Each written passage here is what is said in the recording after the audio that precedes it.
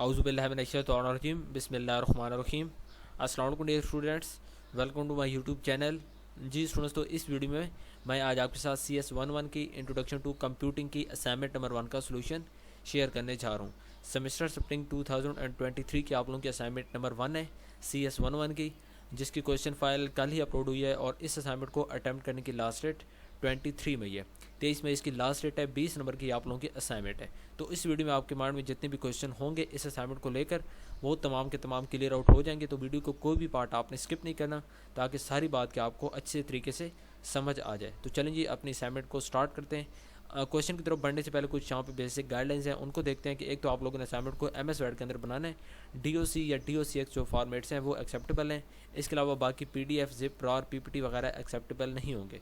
उसके अलावा आप लोगों ने ड्यू डेट के बाद में सबमिट नहीं करवानी, एक दूसरे का कॉपी पेस्ट भी नहीं करना, अदरवाइज आपको नंबर नहीं मिलेंगे। ठीक है।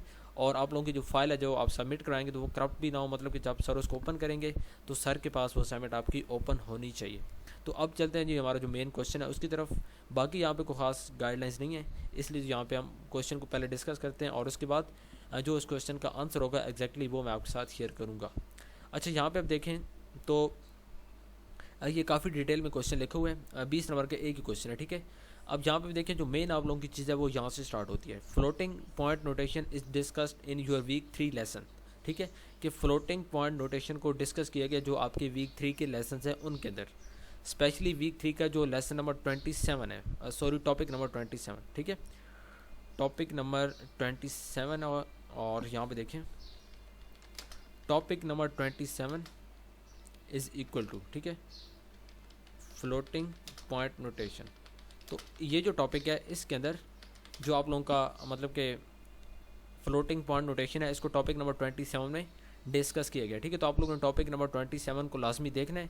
उसके बाद आपको इस क्वेश्चन की आसानी से समझ भी आ जाएगी और आपके माइंड में जो क्वेश्चन होंगे वो खुद ब खुद क्लियर आउट हो जाएंगे। ठीक है, तो यहाँ पे ये जो 4 लाइनें लिखी हुई हैं ये सिर्फ एक कॉन्टेक्स्ट है। मेन चीज़ क्या है यहाँ से कि टॉपिक नंबर 27 के अंदर ये फ्लोटिंग पॉइंट नोटेशन को डिस्क्राइब किया गया और उसके बाद इनको रिप्रेजेंट किया गया किन चीज़ों में, साइन, मेंटिसा और एक्सपोनेंट में। ठीक है,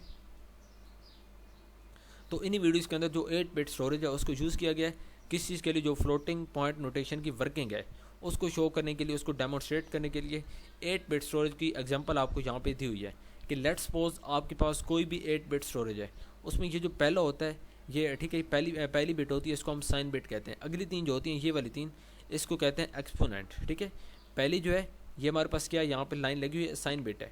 उसके बाद ये जो 3 है ये 3 होती हैं एक्सपोनेंट और उसके बाद जो लास्ट 4 हैं, ठीक है, ये बिट्स, इनको कहा जाता है मेंटिसा। यहाँ पे देखें बिट पोजीशन, तो उन्होंने यहाँ पे बता दिया कि एक बिट होती है वो साइन की, उसको साइन कहते हैं, ये वो साइन के लिए होती है। अगली 3 बिट्स होती हैं एक्सपोनेंट की और अगली 4 जो होती हैं वो मेंटिसा की होती हैं। अब आपने यहाँ पे क्या करना है, आपने यहाँ पे 8 बिट फ्लोटिंग पॉइंट की जो स्टोरेज है, ठीक है, आपको यहाँ पे एक डेसिमल का फ्रैक्शन दिया हुआ है, डेसिमल फ्रैक्शन दिया हुआ है और इसको आपने इनकोड करना है बाइनरी के अंदर 8 बिट फ्लोटिंग पॉइंट नोटेशन को यूज़ करते हुए। ठीक है, उसी का जो मेथड है जो कि वीडियोज़ में डिस्कस किया गया उसी मेथड को आपने यूज़ करना है और आपने -9/2 जो कि डेसिमल फ्रैक्शन की एक वैल्यू है, इसको आपने डेसिमल फ्रैक्शन को कन्वर्ट करना है बाइनरी के अंदर। ठीक है, बाइनरी के अंदर आपने इसकी कन्वर्जन करनी है। उसके बाद सेकंड आप लोगों का टास्क है जो कि पार्ट B है, इसके अंदर आपने जो स्मॉलेस्ट नेगेटिव वैल्यू है उसको आपने मतलब कि यानी कि कैलकुलेट करना है, जिस चीज़ को जो वैल्यू रिप्रेजेंट या इनकॉर्पोरेट की जा सकती है 8 बिट फ्लोटिंग पॉइंट नोटेशन को यूज़ करते हुए। ठीक है, उसके बाद सेकंड टास्क आप लोगों को ये है। थर्ड टास्क आप लोगों को ये है कि determine the largest highest positive value. तो थर्ड टास्क में आपने जो लार्जेस्ट या हाईएस्ट जो पॉजिटिव वैल्यू है उसको आपने कैलकुलेट करना है जो कि इनकॉर्पोरेट या रिप्रेजेंट की जा सकती है using the 8 bit floating point notation. 8 bit floating point notation को यूज़ कर दो। ये आप लोगों का क्वेश्चन था, तीनों जो पार्ट्स हैं ये आप लोगों ने अटैम्प्ट करने हैं।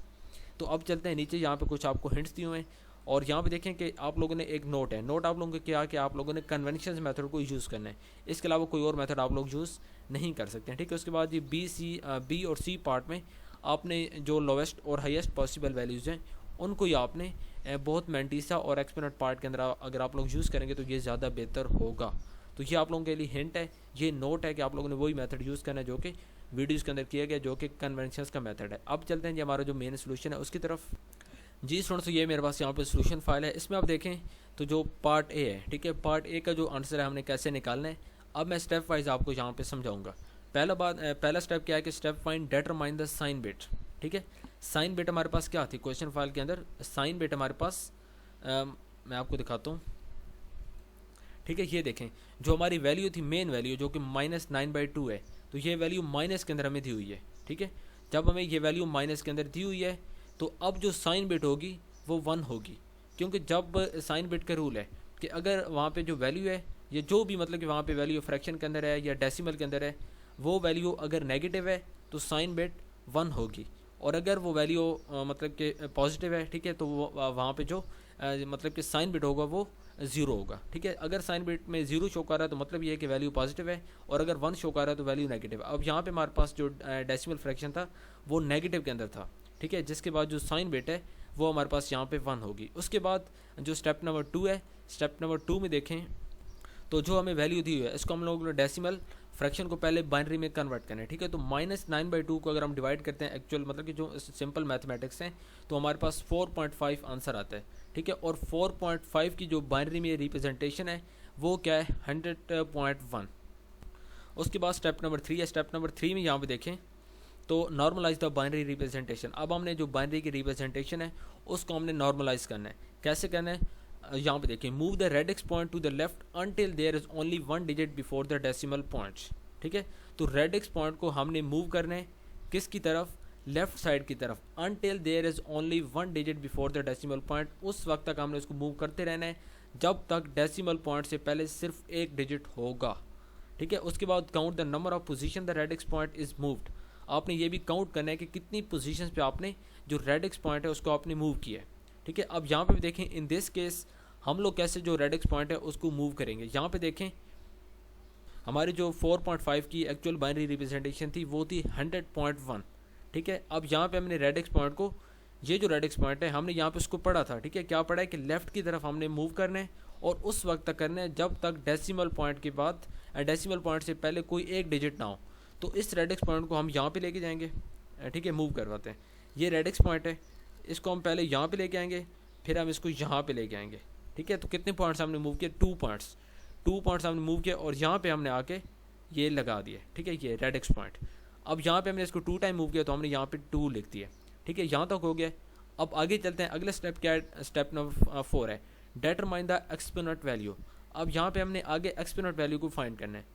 एक्सपोनेंट वैल्यू क्या होती है कि exponent value is the number of positions the radix point was moved. ये वो पोजीशन होती है कि जिसमें जितनी मतलब कि जो रेडिक्स पॉइंट को हम लोग मूव करते हैं, और इसको जो मतलब कि बायास्ड रिप्रेजेंटेशन होती है उसको यूज़ करते हुए इसको रिप्रेजेंट किया जा सकता है। तो हमें पहले ही पता है कि जो एक्सपोनेंट की फील्ड में कितनी बिट्स होती हैं, 3 बिट्स होती हैं। उसके बाद हमने यहाँ पे ये देखा है कि इसकी जो एक्चुअल एक्सपोनेंट वैल्यू क्या थी किसको है कि जितनी पोजीशन को हम लोग रेडिक्स पॉइंट को मूव करते हैं। तो हमने ऊपर वाले केस में जो रेडिक्स पॉइंट था उसको कितनी पोजीशन में मूव किया था, सिर्फ 2 पोजीशन में। ठीक है, तो यहाँ पे 3 और यहाँ पे 2, यहाँ पे हमारे पास यही वाला आ गया जो कि ये 2 था कि हमने कितनी पोजीशन पे इसको मूव आउट किया है। तो उसके बाद यहाँ पे बयास में यहाँ पे देखें, ठीक है, 2 और 3 -1 और आगे -1 है, तो इसको सिंप्लीफाई करते हैं तो हमारे पास जो आंसर है वो 3 आता है। ठीक है, तो मतलब कि 3 में से 1 जमा करें और फिर उसमें से 3 को एक को माइनस कर दें, फिर भी हमारे पास जो आंसर मेन है वो 3 होता है। तो यहाँ पे 2 ये है और उसके बाद 3, तो ये हमारे पास टोटल आंसर यहाँ पे 5 आ रहा है। उसके बाद ये डिटरमाइन द मैंटिसिया वैल्यू। अब आपने मैंटिसिया वैल्यू को फाइंड करना है। ये क्या होता है, ये फ्रैक्शनल पार्ट होता है जो कि बाइनरी की नॉर्मलाइज बाइनरी रिप्रेजेंटेशन होती है उसका। अब यहाँ पे हमारे पास जो मैंटिसिया है वो क्या है, इस 00 और फिर 10। ठीक है, मैंटिसिया हमारे पास क्या है, 00 और 10। अब लास्ट में हमने क्या कहना है कि जो हमारी साइन, एक्सपोनेंट और मैंटिसिया है इसको हमने आपस में कंबाइन कर देंगे। जैसे हम इसको कंबाइन करेंगे तो ये हमारे पास जो एक्चुअल हमारे पार्ट ए का आंसर है वो हमारे पास यहाँ पे ये आ गया। ठीक है, साइन बिट की वैल्यू क्या थी 1, उसके बाद एक्सपोनेंट हमारे पास 101। इसमें ये कैसे आया, क्योंकि इसकी जो बायास रिप्रेजेंटेशन है वो हमने ऊपर यहाँ पे एक्सपोनेंट के अंदर कैलकुलेट किया जो कि यहाँ पे। ठीक है, ये 5 तो हमारे पास, तो इसकी जो बाइनरी रिप्रेजेंटेशन है, बायास रिप्रेजेंटेशन वो क्या है 101। उसके बाद मैंटिसिया की क्या है 00 और 10। तो इन तीनों को साइन बिट, एक्सपोनेंट और मैंटिसिया को जब हम आपस में इकट्ठा करके लिखेंगे तो हमारे पास जो एक्चुअल वैल्यू आएगी वो क्या होगी 1, 101 और 0010। तो जो एक्चुअल रिप्रेजेंटेशन है बाइनरी की वो क्या है, मतलब कि बाइनरी की रिप्रेजेंटेशन -9/2 की बाइनरी के अंदर वो 1 और 101 और उसके बाद 0010, ठीक है। उसके बाद जी explanation of part B. Part B के अंदर हमने क्या करना था कि हमने स्मॉलेस्ट नेगेटिव वैल्यू को इनकॉर्पोरेट करना था 8 बिट फ्लोटिंग पॉइंट नोटेशन को यूज़ करते हुए। इसमें हमारा पहला स्टेप क्या होगा कि हमारे पास जो मतलब कि हम फर्स्ट ऑफ ऑल पहला काम ये करेंगे कि हम इसकी जो स्मॉलेस्ट नेगेटिव वैल्यू है उसको फाइंड आउट करने के लिए हम साइन बिट को 1 पे सेट कर देंगे, ठीक है, जो कि ये इंडिकेट करेगा कि जो वैल्यू है वो नेगेटिव है, क्योंकि हमने ऊपर पढ़ लिया कि अगर साइन बिट की वैल्यू 1 है तो उसकी जो मतलब कि नेगेटिव होगा, ठीक है, और अगर उसकी वैल्यू 0 है तो मतलब कि पॉजिटिव होगा। तो जब हम इसको 1 पे साइन बिट को सेट करेंगे ये रिप्रेजेंट करेगा कि हमारे पास जो मतलब कि जो वैल्यू है वो नेगेटिव है। उसके बाद and set the exponent and mantissa bits to their minimum possible values. तो उसके बाद जो मेंटिसा एंड एक्सपोनेंट है उसको भी हम लोग मिनिमम उनकी पोजीशंस पे सेट कर देंगे, ठीक है, उनकी जो मिनिमम पॉसिबल वैल्यूज़ होंगी। तो यहाँ पे साइन बिट के चक्कर में हम क्या कर रहे थे कि नेगेटिव वैल्यू के लिए देख रहे हैं तो हमारे पास साइन बिट 1 होगी, ठीक है। एक्सपोनेंट के लिए हम देख रहे हैं तो एक्सपोनेंट के अंदर 3 बिट्स होती हैं, तो उनको अगर हम स्मॉलेस्ट वैल्यूज़ में मतलब कि रिप्रेजेंट करेंगे तो हम उनकी जो तीन के 3 बिट्स हैं हम उसको 0 पे एडजस्ट कर लेंगे, ठीक है, 0 पे सेट करेंगे। उसके बाद मेंटिसा के अंदर हम क्या करेंगे, हमें पहले ही पता है कि इसकी 4 बिट्स होती हैं, तो इसको हम लोग 4 0 पे सेट कर देंगे, ठीक है। We set all four mantissa bits to 0, ठीक है, ये हो गया। अब हम इन चारों को आपस में जब ऐड करेंगे तो हमारे पास जो एक्चुअल यहाँ पे आंसर आएगा साइन बिट 1 आएगी, एक्सपोनेंट जो बिट होगी वो 0 0 0 होगी, ठीक है, और उसके बाद जो मेंटिसा बिट्स है वो भी 0 0 0 0 होगी, ठीक है। तो ये आप लोगों का एक्चुअल जो पार्ट बी का आंसर है वो यहाँ पे इस तरह आप लोगों ने कर लेना है। तो ये आप लोग आखिर में लिख लेंगे the smallest negative value that can be incorporated is 1 0 0 0 और उसके बाद 4 0 0 0, ठीक है। उसके बाद ये एक्सप्लेनेशन ऑफ पार्ट सी है, ये भी बिल्कुल इसी तरह की है। इसमें आपने क्या करना है, सिर्फ लार्जेस्ट हाईएस्ट पॉजिटिव वैल्यू को आपने मतलब कि इनकॉर्पोरेट करना है, रिप्रेजेंट करना है 8 बिट फ्लोटिंग पॉइंट को यूज़ करते हुए। फर्स्ट ऑफ ऑल हमें ये पता है कि जो लार्जेस्ट पॉजिटिव वैल्यू, तो अगर पॉजिटिव होगा तो हमने जो साइन बिट को सेट करना है वो 0 पे करना है। तो जैसे ही 0 पे इसको सेट करेंगे हमारे पास ये इंडिकेट करेगा कि जो वैल्यू है वो पॉजिटिव के अंदर है। उसके बाद तो हम पहला स्टेप क्या है कि साइन बिट का, तो पहले हमने देख लिया कि अगर हमारे पास जो वैल्यू है वो पॉजिटिव है तो हम उसको सेट करेंगे 0 पे। उसके बाद एक्सपोनेंट बिट है, एक्सपोनेंट बिट में हमें पता है कि 3 बिट्स होती हैं, तो इसमें इसकी जो लार्जेस्ट पॉजिटिव वैल्यू होती है वो 1 होती है, ठीक है, तो हम तीनों को 1 के ऊपर सेट कर देंगे। उसके बाद मेंटिसा की जो बिट्स हैं उसमें हमें पता है कि 4 बिट्स होती हैं मेंटिसा की, तो उसमें हम जो इसकी लार्जेस्ट पॉजिटिव वैल्यूज होती हैं वो 1 होती हैं, तो हम चारों को 1 के ऊपर सेट कर देंगे। जब चारों को 1 के ऊपर करेंगे हमारे पास एक्चुअल जो आंसर होगा वही होगा। साइन बिट को हमने 0 पे सेट किया है, एक्सपोनेंट बिट्स को 1 1 1 और उसके बाद जो मेंटिसा बिट्स हैं इनको भी हमने 1 1 1 पे सेट कर दिया। तो इस तरह हमारे पास जो लार्जेस्ट पॉजिटिव वैल्यूज़ हैं जो कि इनकॉर्पोरेट की जा सकती हैं या रिप्रेजेंट की जा सकती हैं 8 बिट फ्लोटिंग पॉइंट नोटेशन को यूज़ करते हुए, वो हमारे पास यहाँ पे 0 1 1 1 और 1 1 1, ठीक है, ये थी। उम्मीद करता हूँ कि आपको सोल्यूशन की समझ आओगी। जो चीज़ यहाँ पे मैंने लिखी हुई सोल्यूशन ऑफ पार्ट सी, आपने ये चीज़ अपनी असाइनमेंट में ऐड करनी है। उसके बाद सोल्यूशन ऑफ पार्ट बी आप लोगों ने सिर्फ ये चीज़ आप लोगों ने ऐड करनी है, ठीक है, ये। उसके बाद सोल्यूशन ऑफ पार्ट ए है तो उसके अंदर आप लोगों ने सिर्फ ये चीज़ ऐड करनी है, बाकी एक्सप्लेनेशन आप लोगों ने नहीं करनी, ये सिर्फ आपको समझाने के लिए की गई थी। तो उम्मीद करता हूँ कि आपको सारी बात की समझ आ गई होगी। अगर आप चैनल पे न्यू हैं तो काइंडली चैनल को सब्सक्राइब कर लें, बेल आइकन के बटन को लाजमी प्रेस कर लें, ताकि आइंदा जितनी भी मैं इस तरह की वीडियोज़ अपलोड करूँगा आपको उसका फ़ायदा हो सके, ठीक है स्टूडेंट्स। मिलता है नेक्स्ट वीडियो में, टिल देन अल्लाह हाफिज़, थैंक यू सो मच।